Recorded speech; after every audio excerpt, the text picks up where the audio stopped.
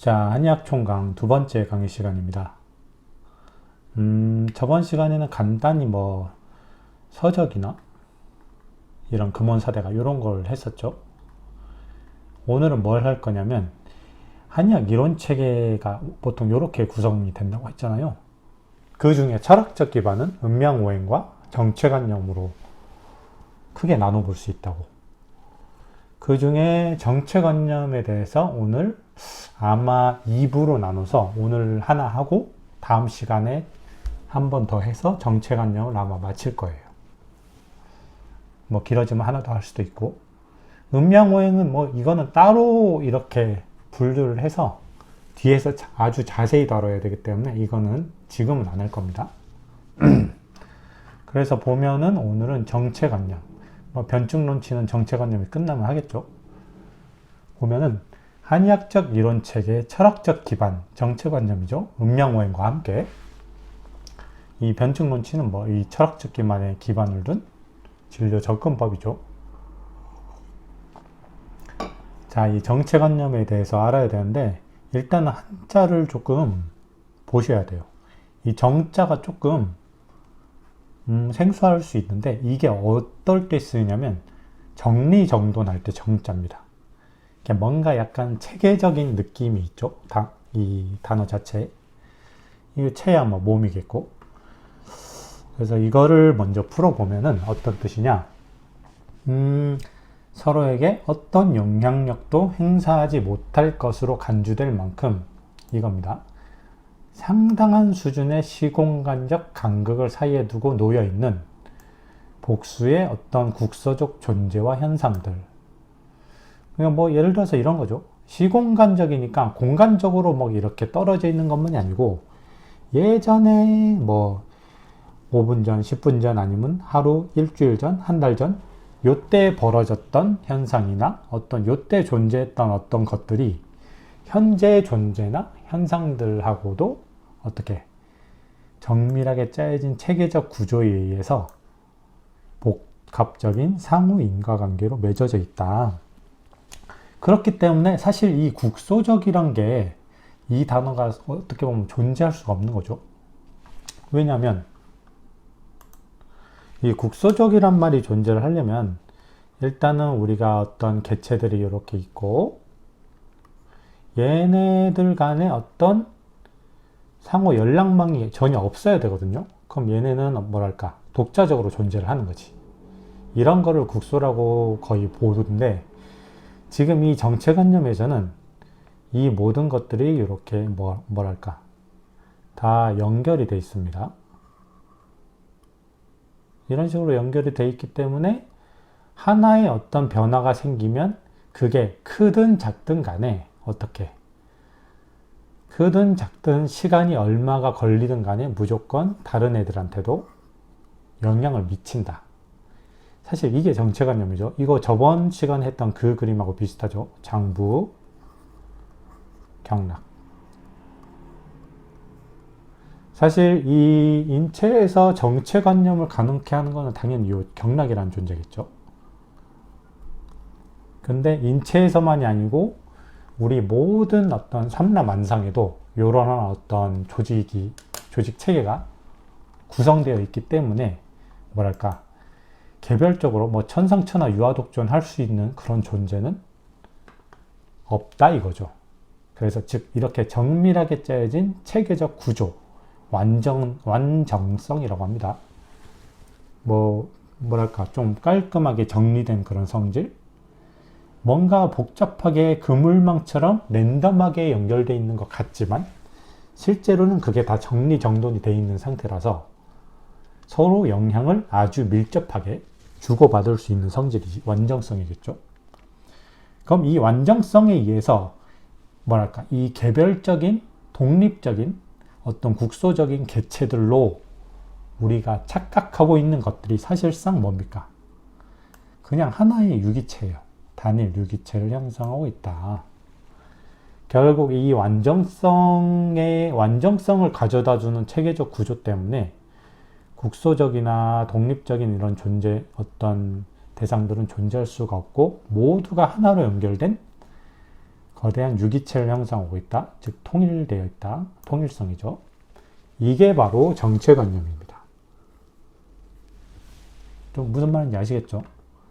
뭐 영화 나비효과 보면은 과거에 했던 어떤 주인공이 했던 어떤 행동이나 이런 것들이 미래에 다 영향을 미치죠.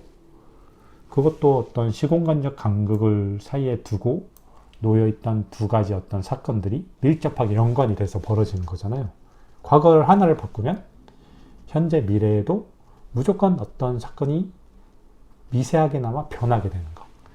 이게 정체관념입니다. 그래서 꼭 이게 공간에 국한된 거를 공간에만 국한된 게 아니다라고 좀 이해를 하셔야 돼요. 시간적인 측면도 있습니다. 이거는 분명히. 그러면 이제 보면 한의학적으로 중요한 정체관의 대상에는 두 가지가 존재합니다. 하나는 당연히 인체. 우리가 뭐 인체를 다루고 이걸 공부하는 이유가 인체를 어떤 병리적 상태로부터 다시 조화 상태로 회귀시키기 위함이죠. 그래서 인체라는 단일 유기적 정체. 그 다음에 두 번째 정체는 뭐냐면 자연. 이거는 인간이 포함이죠. 자연이라는 유기적 정체. 자연도 어떤 자연에 존재하는 모든 삼라만상들도 우리 인체의 어떤 경락과 같은 그런 구조적인 이런 시스템이 있기 때문에 서로 다 영향을 주고받는다. 그래서 자연 또한 유기적 정체라고 볼 수 있다. 결국 정체관념에서는 크게 이 두 가지 대상에 대해서 자연과 인체에 대해서 다룰 건데 오늘은 인체만 다루고 끝낼게요. 이것만 해도 조금 시간이 많이 갈 겁니다. 한번 볼게요. 인체라는 단일 유기적 정체. 아까 나왔죠. 인체는 조직 간의 상호 연계성을 제공하는 구조적 체계가 분명히 있습니다. 전 시간에도 말했고 오늘도 방금 말했던 경락이라는 존재죠. 즉 인체에 구성된 모든 조직들 간의 연계성은 이 경락에 의해서 보장됩니다. 경락이라는 체계적 구조물에 의해서 보장된다. 이러한 연계성은 이 장부는 우리 몸에서 가장 중요한 애들이자 가장 깊게 있죠. 그래서 어떻게 보면 경락의 근원, 경락이 뿌리를 깊게 받고 있는 곳이 이 장부예요. 그래서 경락도 사실 보면은 우리가 12경락이라고 하는데 12경락마다 뭐 물론 거의 대부분의 장부와 연결이 되지만 어떤 특정 경락은 특정 장부에만 깊게 뿌리를 두고 있어요. 예를 들어서 수태음경 같은 경우는 폐에 깊게 뿌리를 두고 있죠. 이렇게 경락마다 어떤 뿌리를 깊게 내리고 있는 장부가 다 다릅니다. 무슨 말인지 아시겠죠?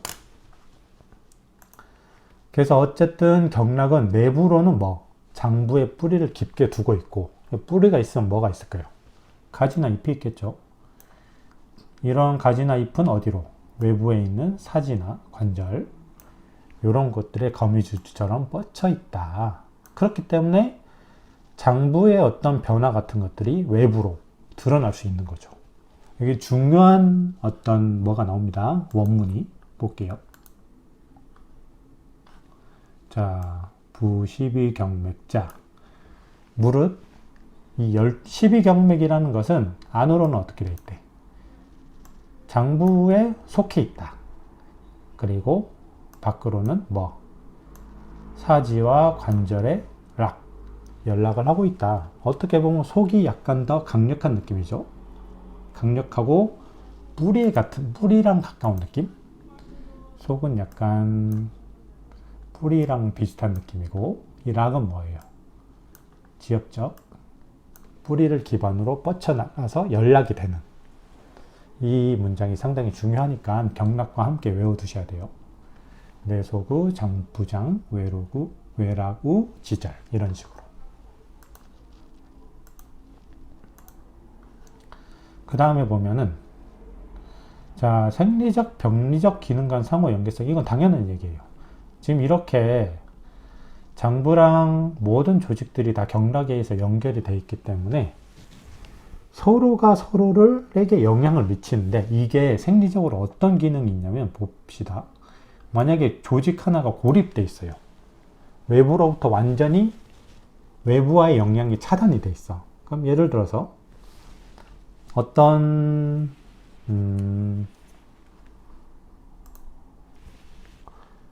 외부로부터 차단된 곳에 어떤 뭐 화의 기운이 강한 애가 있겠죠. 얘가 만약에 불이 슬슬 붙으려고 해. 그래서 결국 불이 붙어버렸어요. 불이 붙으면 어떻게 돼? 얘는 계속 이 모든 걸 다 태우고 알아서 소화가 되기 전까지 계속 불에 타버릴 겁니다. 결국 얘는 어떻게 돼요? 소멸해 버리겠죠. 얘의 불을 억제해 줄 수 있는 그런 통로가 아예 없습니다. 근데 만약에 얘하고 어떤 위에서 시냇물 같은 게 있어서 물이 지속적으로 요거를 스티로폼 스펀지 같은 거라고 볼게요. 지속적으로 뭐 1분에 몇 미리씩 계속 공급이 되고 있다고 보세요. 그럼 얘가 만약에 불이 날 듯 하다가도 얘가 계속 이렇게 공급을 해주기 때문에 불은 안 납니다. 결국 불이 날락말락 해도 얘의 존재 자체가 소멸될 정도까지 불이 나진 않거든요. 어떤 느낌인지 아시겠죠?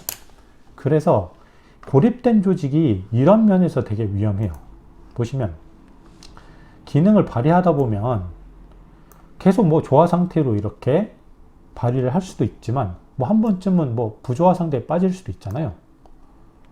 이 부조화 상태 중에 하나가 태과, 하나는 불급이라 표현합니다. 이 태과는 어떤 기능 자체가 너무 과해진 거예요. 불급은 반대겠죠. 어떤 평균적인 기능에 미치지 못하는 거. 어쨌든 둘 다 부조화입니다. 결국 이렇게 빠져버리면 주위에서 도움이 없는 한 얘는 계속 극단으로 치달아 버려요. 한번 뭔가 과해지면은 얘를 통제해 줄 게 없기 때문에 계속 과해진단 말이에요. 반대로 뭐가 한번 기운이 빠져서 허해지면 얘는 계속 허점으로 갈 수밖에 없어요. 뭔가 얘를 채워주지 못하기 때문에. 극단으로 치닫는다는 건 뭐다? 결국 소멸되어 버린다. 결국 모든 어떤 존재들은 뭐 사인 곡선 같은 이런 변화를 거쳐야 돼요. 모든 기능들은 어떤 기능이 뭔가 업되다가 제어를 받으면서 다시 반대되는 기운이 강해지고, 요거를 반복하는 게 모든 어떤 생명체나 이런 존재들의 기본적인 그런 변화 양상이거든요.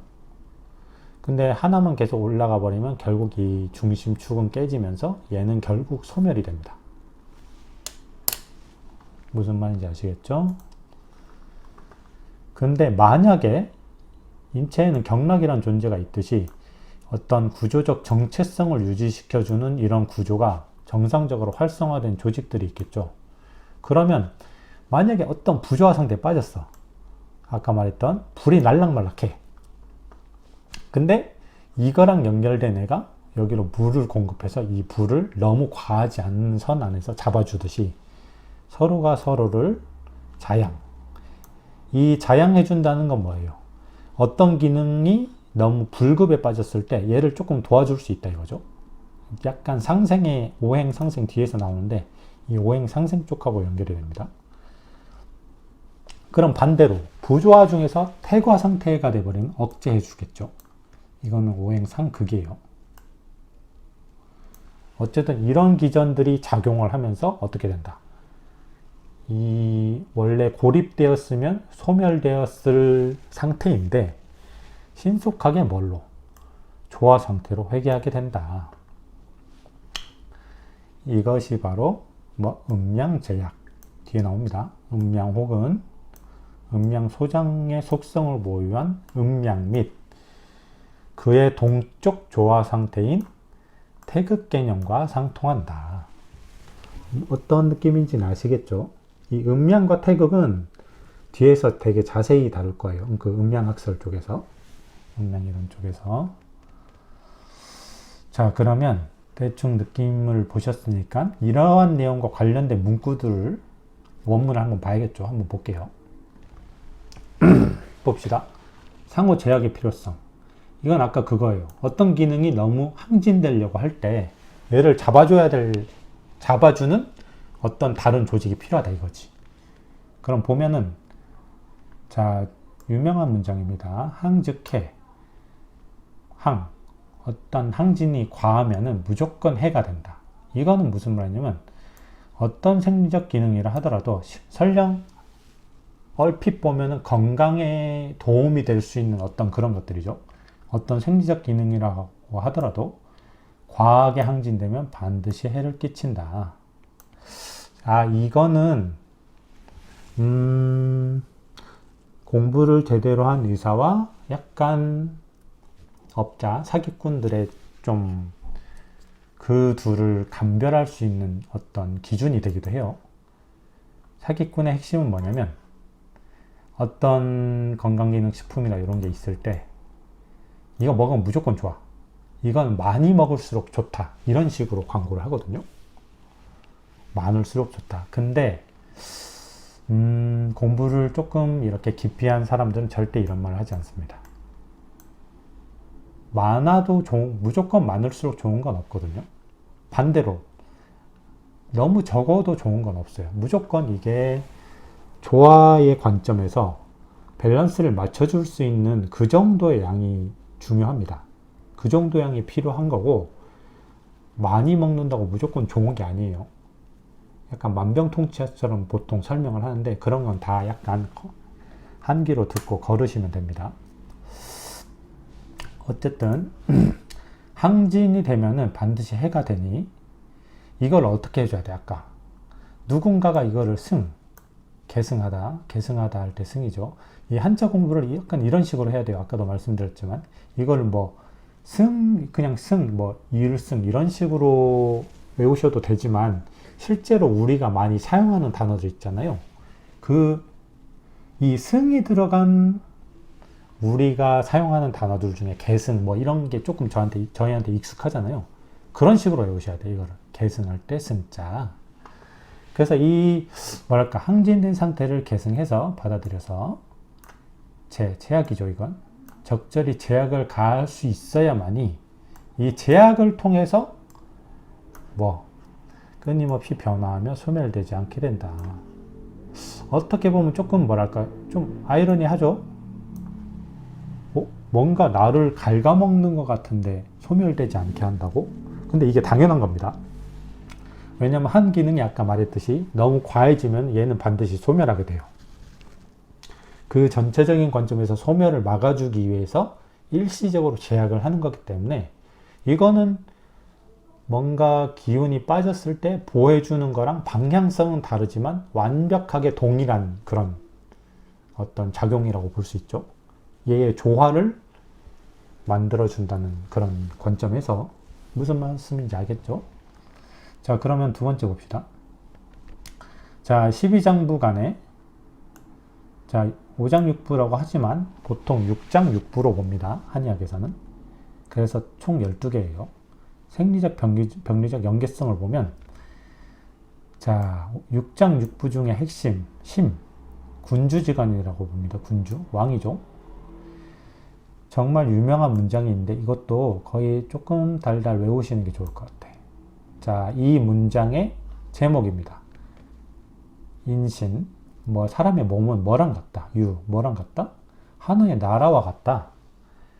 조금 구체적으로 설명을 하면 체내의 모든 장부, 즉 6장육부는 한 국가를 유기적으로 구성하는 12개의 기관에 비유할 수 있다.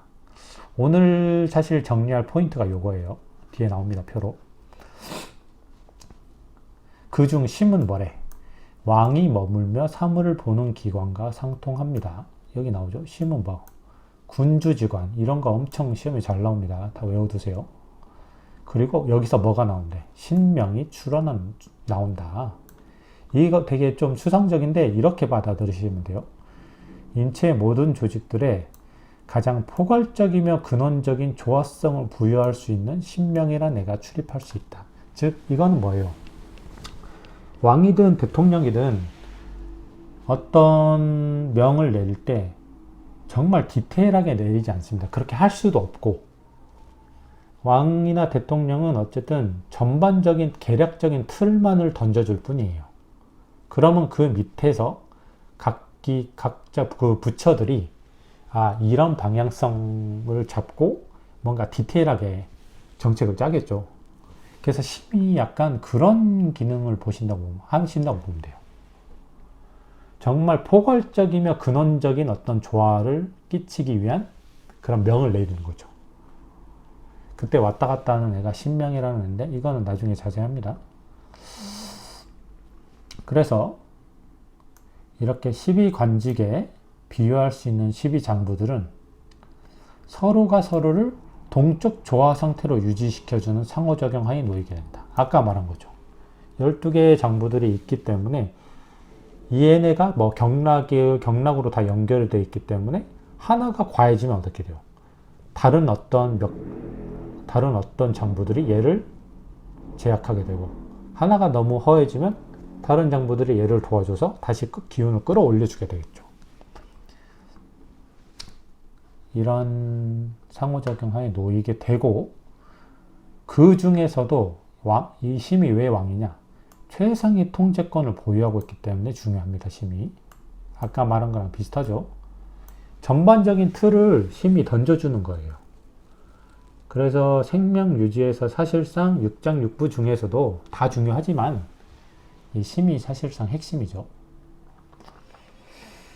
그래서 이 심명, 아까 뭐예요? 이 심의 어떤 조화성을 부여하는 그런 어떤 존재가 되겠죠. 이 심명이 명확하면은 모든 조직들이 어떻게 되겠어요? 조화 상태로 편안하면서 결국은 장수하게 되고, 만약에 심명이 명확하지 않으면 조직들이 위태로워지고 유기적 전달 체계까지 막히게 됨으로써, 이 전달 체계 막히게 되면 어떻게 돼요? 소멸되죠. 형이 크게 손상되는 재앙과 같은 일이 벌어지게 된다. 이게 이겁니다. 만약에 힘의 명이 아래로 잘 전달이 되면은 편해지니, 수명이지만 이럴 때는 장수한다고 그런 식으로 해석을 하면 되겠죠. 반대로 아까 그 신명이 좀 불명해지면은 기타 모든 장부들이 위태롭게 빠지고 결정적으로 이렇게 된다. 어떤 길이 폐색돼 버리죠. 그래서 통하지 않게 된다. 그래서 형이 크게 상하면서 재앙이 올 수 있다. 그래서 여기서 제일 중요한 거는 인체도 사실 국가는 인체에 비교하기엔 너무 약간 그 유기적인 그런 게 좀 약하긴 하죠. 인체는 고도로 어떤 상호 영향을 주고받는 유기체고, 이거를 그냥 본뜬 정도죠. 국가는. 어쨌든 그 중에서도 가장 높은 곳에서 가장 총괄적인 조화를 담당하는 게 심이다. 그래서 심을 뭐라고 해? 군주직관이라고 하는 거예요. 이거는 꼭 외워두세요. 상당히 중요합니다. 그래서 보면은 아까 말씀드린 거죠. 12관과 12장부 간 비유 대응표가 있어요. 이거 시험이 나오기 딱 좋죠. 이렇게 빵꾸빵꾸 뚫어서 간에는 비유관직이 뭐냐 이런 식으로 나오죠. 나오면 이거 다 답할 수 있어야 돼요. 기능은 뭐냐 이런 식으로.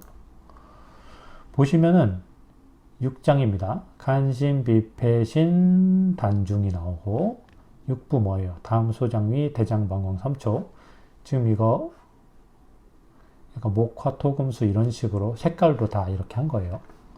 자, 단중은 이따 말하겠지만 얘는 심포입니다. 심포. 심을 둘러싸고 있는 어떤 심막 같은 거. 단중이라고도 하고. 자, 그러면 간부터 볼게요. 간은 뭐냐? 지금 얘네는 다 뭐라고 했어요, 아까? 우리가 12개의 장부를 국가의 12개의 어떤 조직이나 관직으로 비유를 했다고 했죠. 그래서 좀 애매한 느낌이 있어도 요 12가지는 무조건 약간 관직으로 관직이나 어떤 그런 조직 같은 걸로 설명을 해 놔야 돼요. 비유를. 그런 식으로 이해를 하셔야 그나마 이게 좀 외우기가 쉽습니다. 그럼 보죠. 간 장군이죠. 사기에 적극 대응하는 어떤 해독, 간하면 해독이죠. 그리고 사기에 적극 대응한다. 외부로부터 들어온 사기에 적극 대응하는, 뭐 맞서 싸우는 장군이랑 비슷한 느낌이죠. 심은 아까 말했던 군주, 왕, 신명이라는 최상위 통제, 조화 명령권을 보유하고 있습니다. 아까 설명한 거죠. 그 다음에 비랑 위는 같이 볼게요. 이거 창름이라는 건데 조금 낯설죠. 이거는 곡간이란 뜻이에요. 곡간. 곡식을 보관하는 그런 기관. 음식물을 일단 얘네는 받아들이는 기능이 있죠. 그래서 막 곡간에 쌓아놓는 그런 기관하고 음식물을 일단 받아들여 놓는 비랑 위하고 좀 비슷하다. 뭐 그런 느낌이에요. 그 다음에 폐 나옵니다. 자, 상부. 이거는 뭔 뜻이냐면 이런 식으로 받아들이셔야 돼요. 이것도 무조건 관직이니까 이런 식으로 봐야지. 상은 재상입니다. 재상. 뭐 정승 이런 사람들 있잖아요. 왕을 완전 바로 밑에서 보좌하는 사람들. 뭐 영의정, 저의정, 우의정 이런 사람들 있잖아요.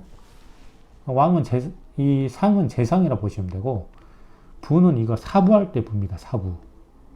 그렇게 되면 스승이죠. 그럼 왜 폐가 재상과 스승, 왕을 이렇게 직접적으로 보좌하는 그런 관직으로 비유가 됐느냐? 뒤에 자세히 배우지만 폐는 호흡을 통해서 심이 뭘 하죠? 혈액 운송을 하죠. 심의 운송 기능을 보조해줘요. 이렇기 때문에 이 심의 운송 기능을 보조하면서 그 맥박 있잖아요. 심박. 요거를 사실 가능하게 하거든요. 그래서 호흡과 심박이 되게 연동이 되어 있습니다. 그렇기 때문에 이 폐를 상부, 즉 재상과 사부, 재상과 스승으로 비유를 한 거죠. 그럼 신. 자, 이것도 조금 어려운데 이런 식으로 생각하시면 돼요. 어떤 강인함을 만들어내는 거잖아요. 이거는 뭐냐면 국가적으로 축성, 성을 쌓는 기관, 뭐 이런 데가 있겠죠. 뭐 국토, 뭐 건설부나 이런 데가 있겠죠. 우리 몸에서도 어떤 조직을 엄청 고밀도로 단단하게 만들어주는 그런 기능이 필요하거든요. 뼈가 단단해져야 되잖아요. 뼈 같은 경우도. 그래서 이렇게 뼈 같은 거를 만들어내는 기능이 신에 있는데, 그거를 약간 국가에서 이렇게 성을 쌓거나 어떤 나라를 좀 단단하게 보강해주는 그런 기관에 비유를 한 거죠. 그래서 작강이란 관직이 있는지 모르겠는데 어쨌든 작강은 이런 식으로 받아들이시면 돼요. 뭔가 단단하게 만들어주는 그런 기관. 아시겠죠? 그 다음에 단중. 이거 아까 말씀드렸던 심포입니다. 심포.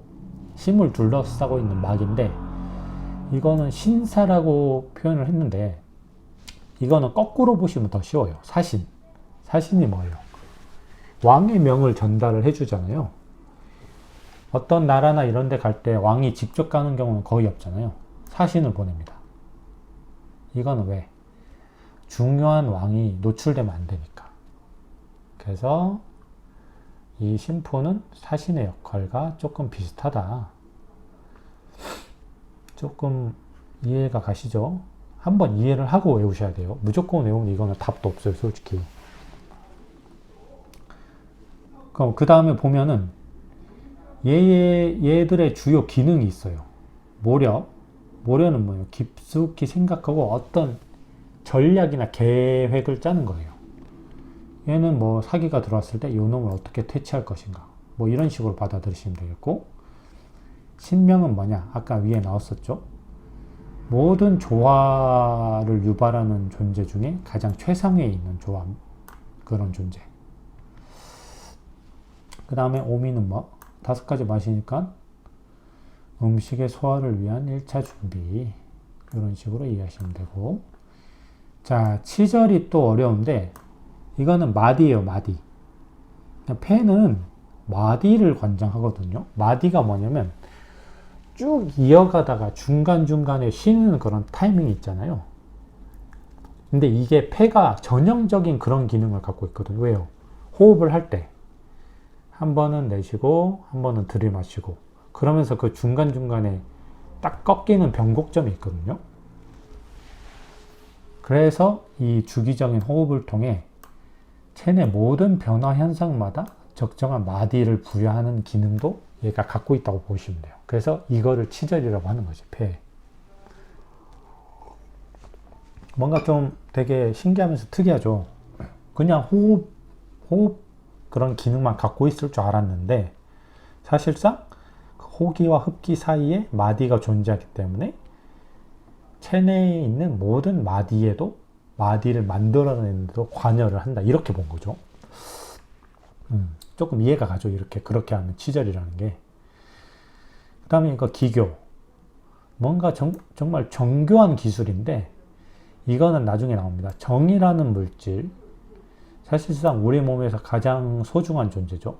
고도로 신묘한 물질인 정을 만들어내는 능력이 이 신에 있습니다. 그래서 뭔가 되게 정교한 기술이다. 뭐 아무나 만들 수 없는 거니까.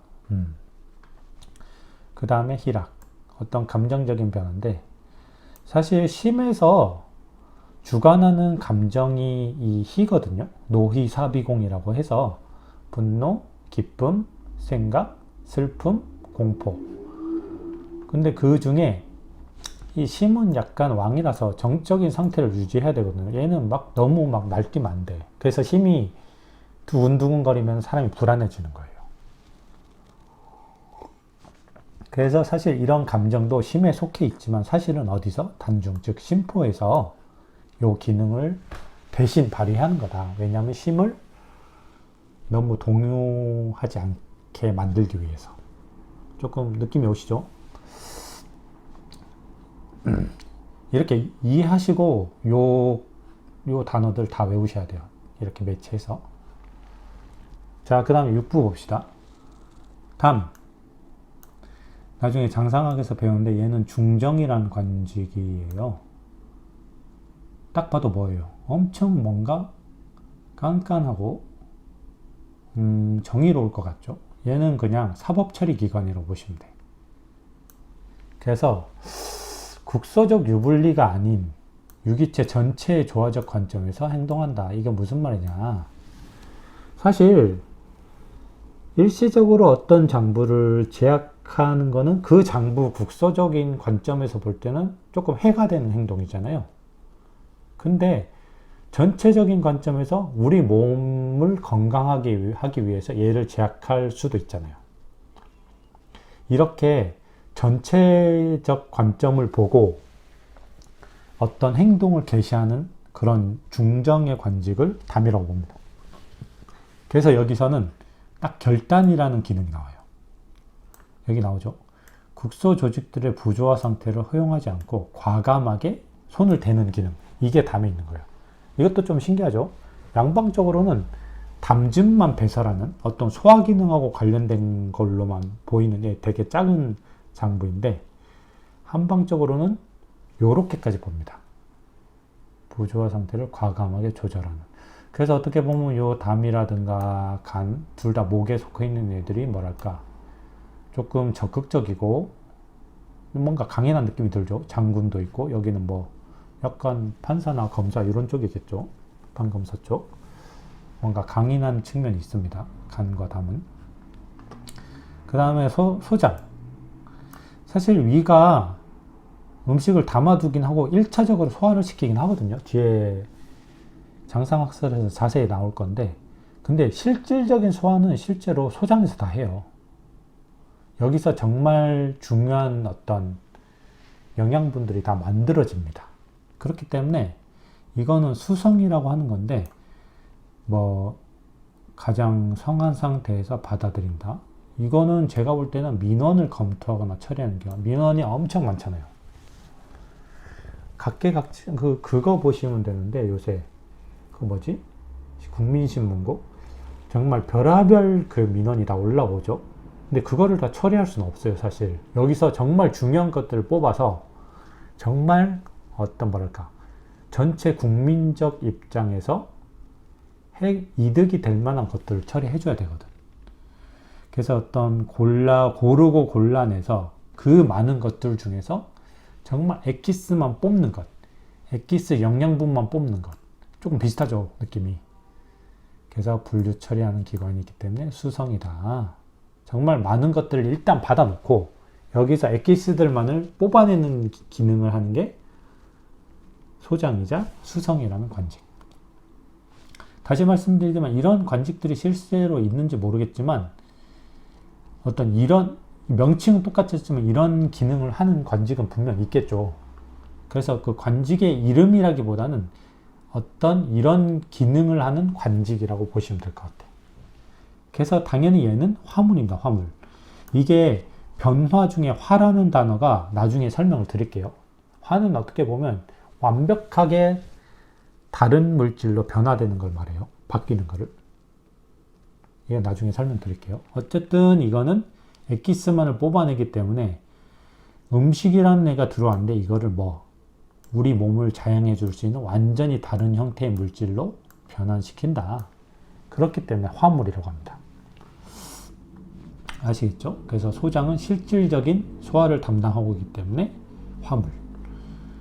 그럼 소장에서 다 사실 소화가 끝났기 때문에 대장은 뭐예요? 변화, 전도라고 나오는데 이건 전달이에요. 교통 업무 기간. 딱 보죠. 길 도자가 나오죠. 전달하고. 특별한 작용 없이 이제 남은 어떤 찌꺼기나 이런 거를 뭘로? 대변으로 배출하겠죠.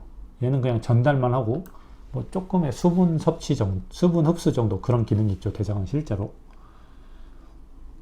그래서 얘는 음식 찌꺼기를 배출이 용이한 형태로 변환. 그래서 변화라고 하는데 사실 요 화물보다는 뭐랄까 조금 수동적이고 좀 덜 변하는 그런 느낌이죠. 그래서 굳이 따지면은 얘는 화, 얘는 변 쪽에 가까워요. 저는 그렇게 이해를 하고 있습니다.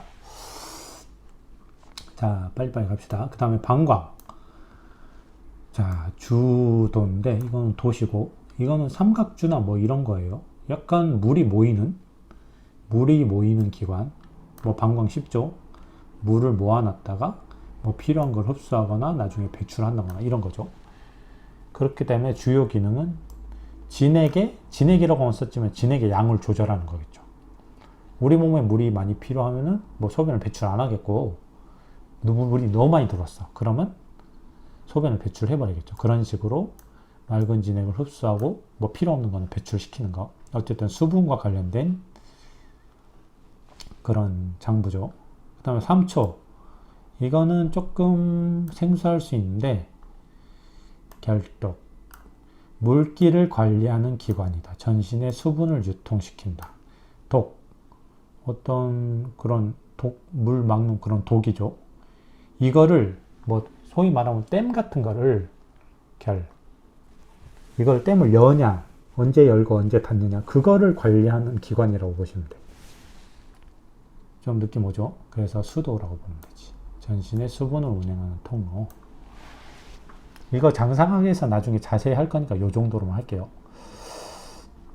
그래서 조금 형광펜 때문에 어지러워졌는데 이거를 지금 이렇게 비유와 기능까지 이해를 하시고 이렇게 1대1로 다 완전히 암기를 하셔야 돼요. 간하면, 장군, 모려 이런 식으로 담, 중정, 결단, 대장, 전도, 변화 이런 식으로 다 외우셔야 돼요. 이거 시험 내기 딱 좋으니까. 외우고 이해도 최대한 이런 식으로 관직과 기능으로 이해를 하셔야 돼요. 무슨 말씀인지 아시겠죠? 자, 그 다음에 빨리빨리 봅시다. 이게 사실 제일 중요했던 거고 그 다음에 진단 과정에서의 활용. 이거는 되게 간단한 내용이에요. 사실 다 연계가 돼 있잖아요. 그래서 뭐 장부에 병이 들었다고 하면은 반드시 인체 외부의 특정 징후들로 드러나게 돼 있어요. 물론 정도의 차이가 있습니다. 뭐 내부에 병이 있다고 반드시 우리가 모든 것을 외부에서 확인할 수 있는 건 아니지만 우리가 보지 못하는, 감지하지 못하는 수준에서 변화가 무조건 일어나게 돼요.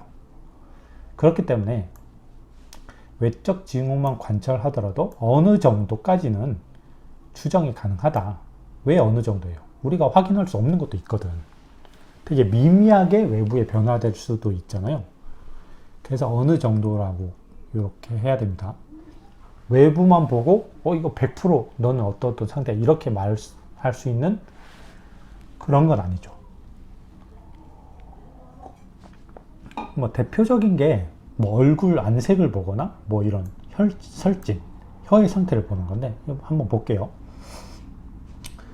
자, 무, 부 뭡니까? 이중부정, 강한 긍정이죠. 결국 뭐 맥은 혀로 통한다. 혀로 사실상 모든 경락은 혀로 통한다. 그렇기 때문에 뭐 경락장부의 병은 혀만 보고도 알 수 있다. 여기 보면은 이것도 한자 외우셔야 돼요. 근거할 때 겁니다. 결국 뭐예요? 혀를 근거로 뭐한다? 몸의 허실 등의 그런 몸의 상태를 분류를 해도 불상, 뭐 크게 어긋나지 않는다. 실제 허실 상태와 크게 어긋나지 않는다. 혀의 상태만을 근거로 해도 크게 어긋나지 않는다. 그리고 그렇다고 뭐 또 100% 맞다 이건 아니에요. 참고 자료가 되는데 임상적으로 상당히 뭐랄까 적중률이 높은 참고 자료가 될 수 있죠. 이거를 보고 다른 증상들도 보고 또 뭐 맥을 보고 이렇게 다 봤을 때 다 한 가지를 가리킨다면 이거는 그 적중률이 조금 더 높아지겠죠. 그래서 이게 진단 과정에서 활용하는 거고. 자, 그러면 이제 치료 과정에서도 활용할 수 있어요. 당연하죠. 이거는 뭐냐면 우리가 침을 놓는데 어깨가 아플 때는 어깨에 자침을 하지만 사실 뭐 이런 거 쉽게 말하면 그런 거 있잖아요. 집에서 체했을 때 손끝 발끝을 따는 경우 있잖아요. 왜 따요 이거를? 체해서 배가 답답하면 배 쪽에 뭔가 자극을 해야 될 것 같은데 손발을 따고 실제로 한의원에 가도 합곡이나 태충 같은 이런 사관열, 손발에 있는 혈에 자침을 하거든요. 이게 다 구조적 기능적으로 연계되어 있기 때문에 거기를 자극해도 위를 뚫어주는 효과가 있기 때문에 그런 거예요.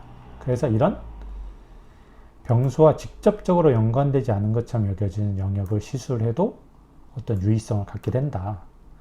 그 예를 들어보면 다음과 같다. 몇 가지 예를 보죠. 이걸로 여기까지만 하고 이번 시간에 마칠게요. 생각보다 길어졌는데. 자, 중풍으로 인한 반신불수. 중풍이 생기면 보통 한쪽이 마비가 되죠. 한쪽이 마비되면서 이 편 한쪽만 말라버린다. 중풍으로 인해서. 이거 실제로 팔다리가 좀 못 쓰는 근육은 완전히 뭐랄까 위축되면서 실제로 어떤 근육량 자체가 많이 달라져 버려요. 그래서 딱 얼핏 봤을 때 이쪽 한쪽만 말라버린 것처럼 보이거든요. 어쨌든 여기선 그게 중요한 게 아니고 중풍으로 인해 한쪽만 마비돼서 말라버렸을 때 12경락의 정혈만을 사용해요. 정혈. 나중에 경락 시간에 배우는데 자세히 할 건데 손가락 끝, 발가락 끝에 그 손톱, 발톱 옆에 있는 혈들입니다. 좀 통증이 좀 심하고 자극도 심해지면 효과가 좋겠죠. 여기를 사용해서 여기에 침을 놔서 양을 치료해 음을 끌어오거나 보죠. 종양, 인음. 반대, 음을 치료해 양을 끌어오는 종음, 인양. 양을 당기다. 음으로써 양을 당기다. 기전으로 치료하는 방법을 대접경이라 한다.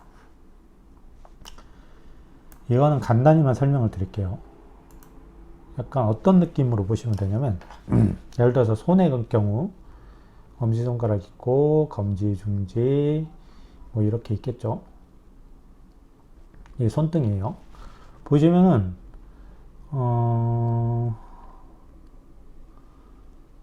혈이 이렇게 있습니다.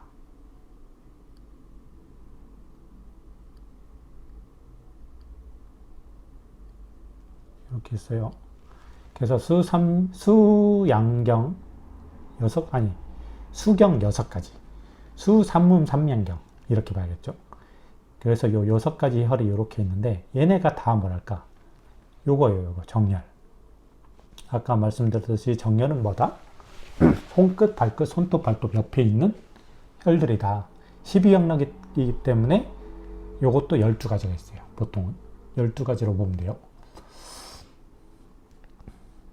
신경은 제외해야겠죠. 그건 나중에 말씀드릴게요. 어쨌든 근데 이게 뭐냐면 이게 수태음경이에요. 음이죠. 수양명경이에요. 양이죠. 얘는 뭐냐? 수거름경이죠. 수거름경. 잠깐 보자. 태음, 거름. 맞죠? 얘도 음이고, 얘는 양. 얘는 얘는 얘는 양. 이렇게 되죠.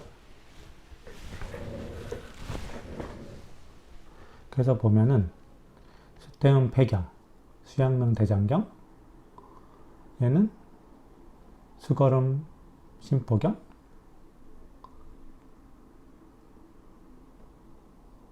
갑자기 생각이 안 나네.